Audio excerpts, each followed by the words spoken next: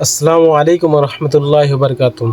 Guys, ये video आपके सामने आई है तो ये वीडियो का ज़रूर लाजिम देखना पूरी। ये वीडियो का स्किप मत करना क्योंकि ये वीडियो बहुत शानदार है, बहुत लाजवाब है। आप लास्ट तक देखना ये वीडियो।